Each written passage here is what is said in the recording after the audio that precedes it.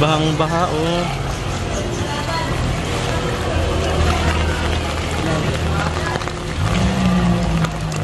Lah, lubog.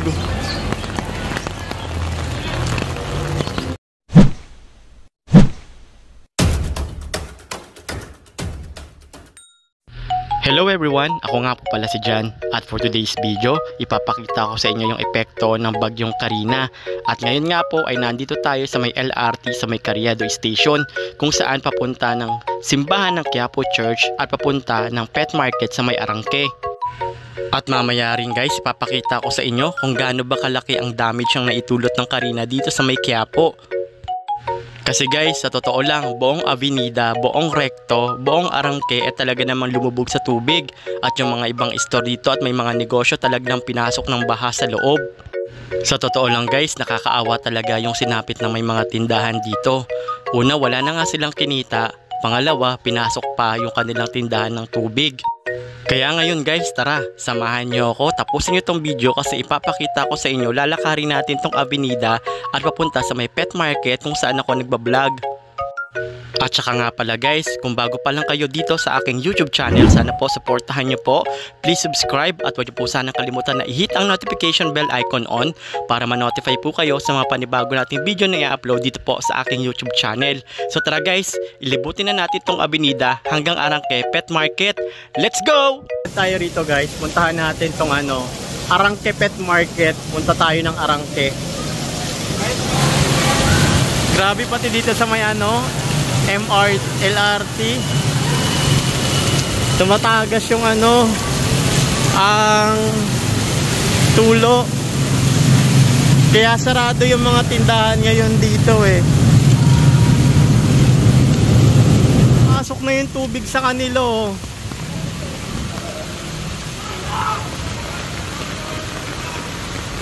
Ayan na. At dito nga pala guys, yung mga tindahan na nasa kalye ay talaga naman pinasok na ng tubig. Yung tubig nga dito, yung iba umabot na hanggang tuhod.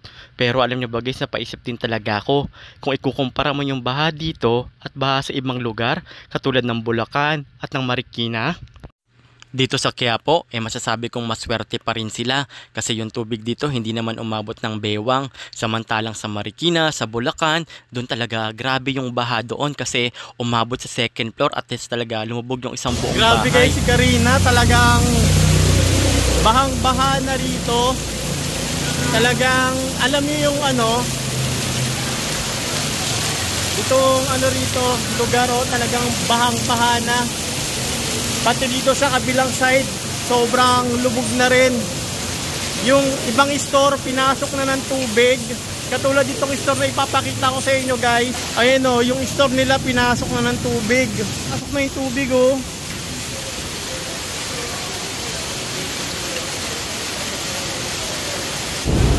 Grabe guys. Itong sa Carriedo, yung Sogo.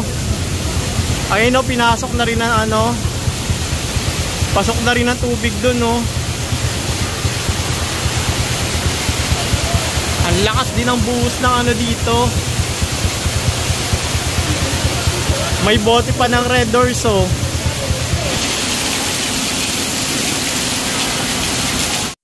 At habang binabaybay ko nga tong Carriedo, papuntang recto, papuntang pet market sa may Arangke, talaga namang naisip ko yung Daraitan Tanay Rizal. Kasi sa Daraitan guys, kapag bumabagyo, talaga namang nakakatakot. Kasi yung ilog doon talagang umaapaw. Tumataas yung tubig hanggang second floor. Kaya yung ibang bahay ay lumulubog. Kung nakikita nyo guys, ito yung hilera ng Carriedo Street ng LRT. At kung makikita nyo, talaga namang ayan. Ay! Puta! Ayan o. Dinaanan ako. Gago.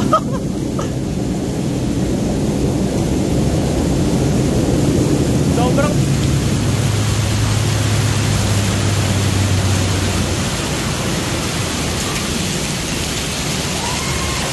daan-daan naman kuya. Sinasadya niya na paharurutin.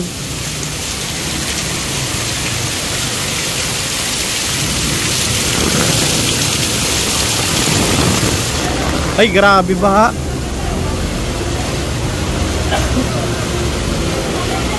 Hindi na kaya ng motor to. Oo, hanggang tuhod na ni nanay. Yung tricycle ni kuya lubog na.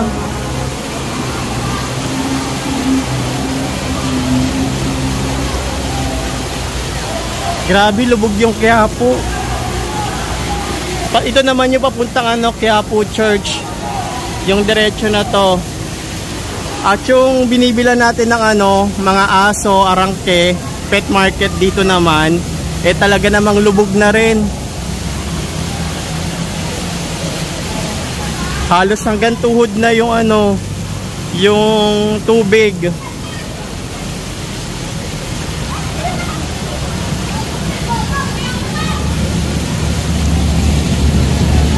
Yung McDonald's guys, pinasok na rin ng tubig.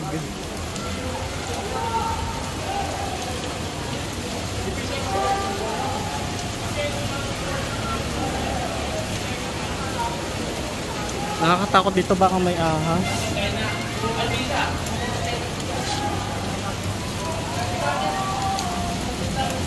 Grabe hanggang doon yan guys sa dulo. Talagang baha.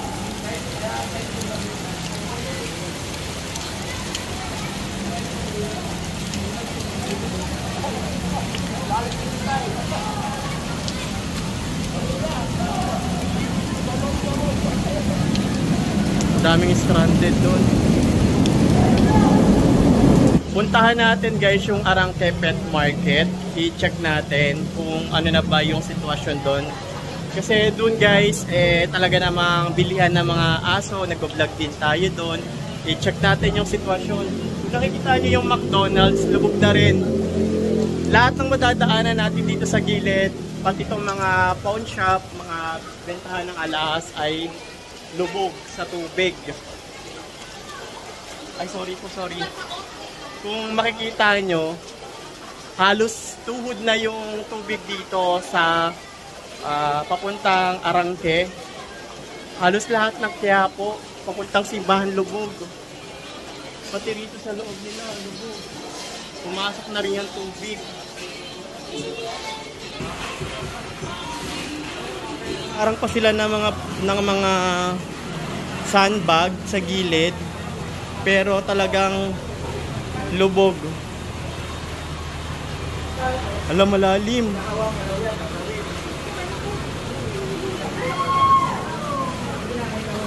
Ay!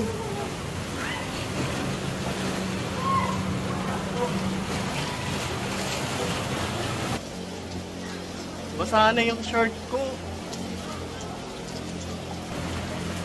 Ayan talagang lubog na lubog na.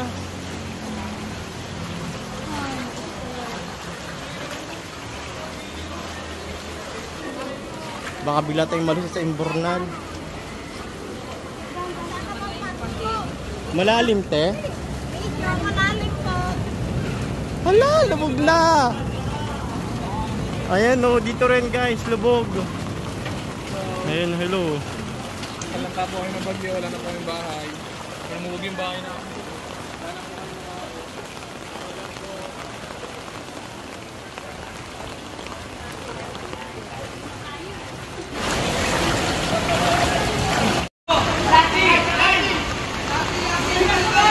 Oy, 5-5 daw, sayang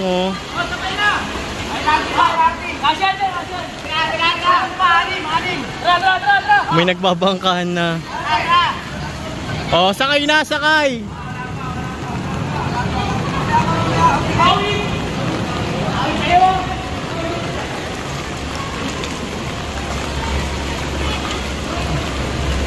Lalim.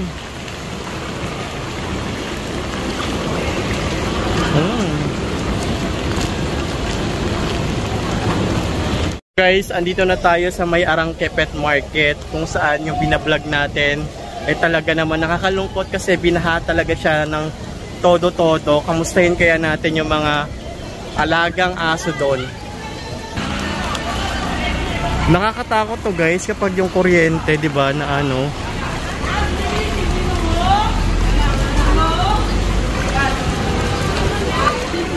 Ayan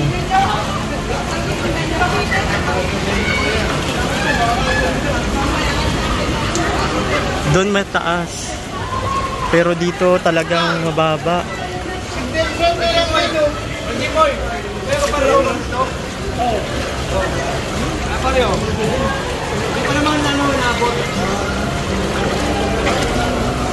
Oh my God! Aroy ko! Lubog! Yung Arangke Public Pet Market na lubog. At kung nakikita nyo naman guys, andito na tayo sa may Arangke Pet Market. At ito yung sitwasyon nila ngayon dito. Talaga naman nakalubog talaga sila hanggang tuhod yung tubig. At kung makikita nyo naman sa may papasok, sa may pet market dito, sa may wet market, bilihan ng mga gulay ng karne, talaga namang punong-puno ng tubig. At maganda rin naman yan, malilinis nila yan dyan. At kung makikita nyo, yung mga pets na nasa loob, talagang pinull out nila, nilabas sila. At buti nakapag-ready sila ng pagpapatungan ng mga alagang aso, ng mga ibon. At tinakpan din nila ng floor mat para naman hindi mabasa yung mga alaga nilang binibenta. At dito nga rin pala guys, wala na mga dumadaan ng mga sasakyan. Talagang kailangan mong lusungin yung baha para makauwi ka. At ito nga guys, ang sitwasyon dito sa may Quiapo, sa may Arangke Pet Market, sobrang hirap talaga kapag pinasok ka ng baha, wala ka nang kita, tapos apektado pa yung negosyo mo, tapos maglilinis ka pa.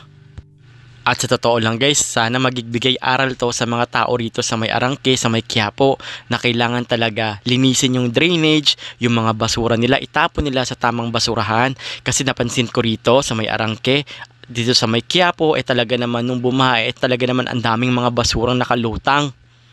At dahil nga sa mga basurang itinapon natin, tayo rin mga tao ang magsasakripisyo at magiging apektado. At hanggang dito na lang guys, maraming salamat sa panonood. At kung nagustuhan mo tong video na to, huwag niyong kalimutan na mag-thumbs up. At please subscribe my YouTube channel. At huwag niyong kalimutan na i-hit ang notification bell icon on para ma-notify po kayo sa mga susunod natin panibagong video na gagawin dito po sa aking YouTube channel.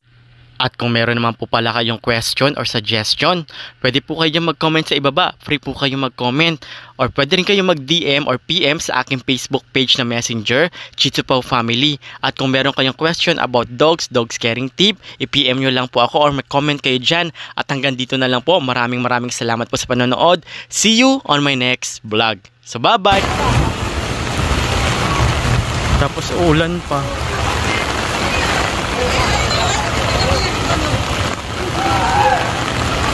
Thomas. Ay na, ano ba tawag niya? Mapuway Street. Nakakatakot dito yung kuryente. Pag naano yung kuryente, nakakatakot. Baka maging kwento na lang tayo. Ay, ulan pa. Nakakatakot. Gusto ko nang umuwi.